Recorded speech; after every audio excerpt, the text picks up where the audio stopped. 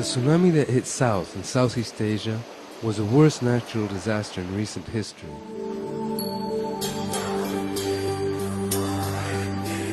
That fatal 26th of December of 2004, over 300,000 people lost their lives. Tens of thousands are still considered missing, and millions were left homeless and dispossessed. The huge marine earthquake, which measured 9.15 on the Richter scale, generated waves that reached the coast of Brazil. Experts say that the effects are still being felt all over the globe.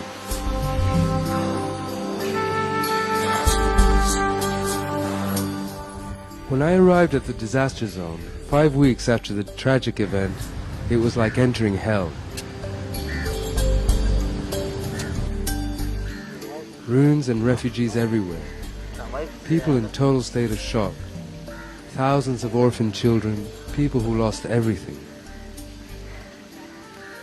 Even hope.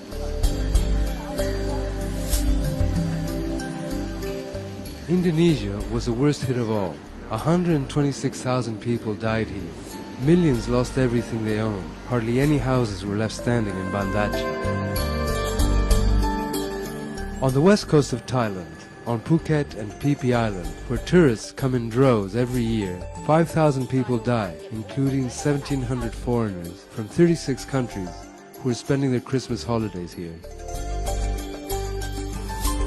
Just a few months after the tragedy, some tourists have already returned, and it seems as if nothing has happened here. Business is as usual, and there are hardly any traces of the tsunami. Further north, however, where tourists don't go, and where many illegal Burmese lost their lives in the giant wave, things are different, and the wake of the tsunami is still very visible. This Moken couple, also called sea gypsies, lost their daughter but managed to save their grandchildren. Now, they will have to care and provide for them all over again. Unfortunately, this isn't an uncommon scene here. เอาลุงเอาเด็กนี่ครับวายบนบ้านเลยครับวิ่งไปโก้ไอ้ต้นไม้เลยนี่ไปมากันเลยแต่ว่ามันรุดจากมือลุงไปทางหน้าแล้วไปเต้นผ่าต้นไม้นู้นทำไมผ่าต้นไม้ครับไม่รู้คืนป่าไปไหนกัน In India, the situation is similar. On the coast of Tamil Nadu, over 9,000 people died, and hundreds of thousands were affected by the tragedy and are still trying to recover from it. 6 months after the tsunami, many are still living in temporary shelters and don't know when they will be able to move into something that might even resemble a home.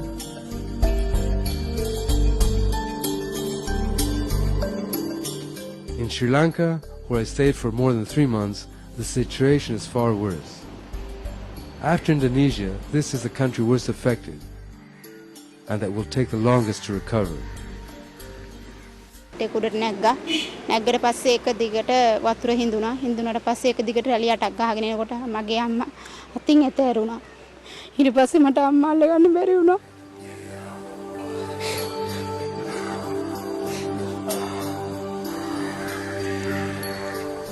Is your house? Children? Children? The wife? How many? With any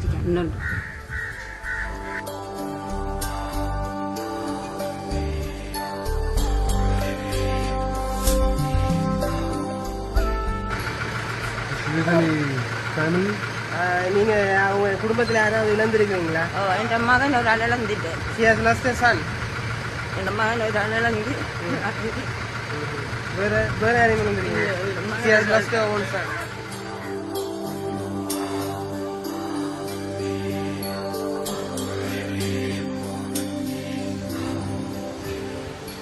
In these beautiful beaches, over 60,000 people lost their lives and over 1 million were left with nothing. International aid came pouring into this paradise island. It was almost like a second tsunami of money, which many people thought would be a blessing, but things aren't quite so simple.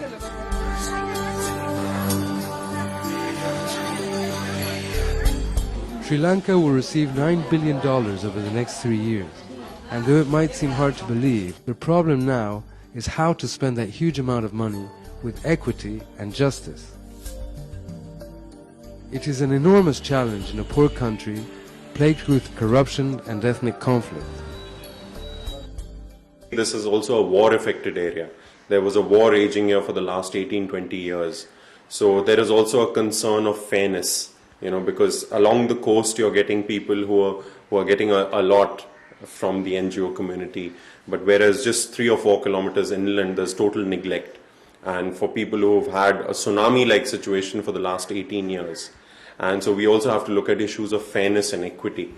Some people hope that this enormous amount of money will lift Sri Lanka from poverty and reshape its economy. But few are betting on it.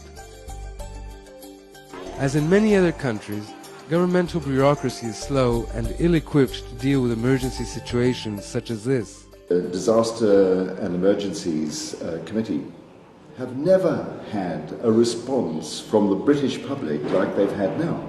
It was enormous, absolutely enormous for the whole tsunami region. Beyond anything anybody's ever imagined, and places a huge burden to make sure that absolutely the spending of this enormous amount of money is completely transparent.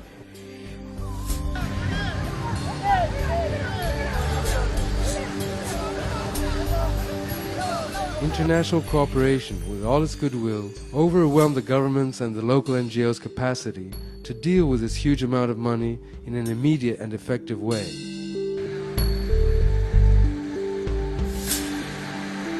The paradox is that help is urgently needed.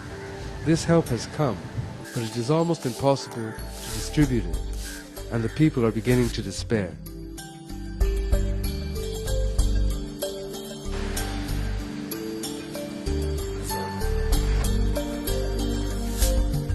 The specter of corruption is slowing down the relief effort and the help that the tsunami victims so desperately need.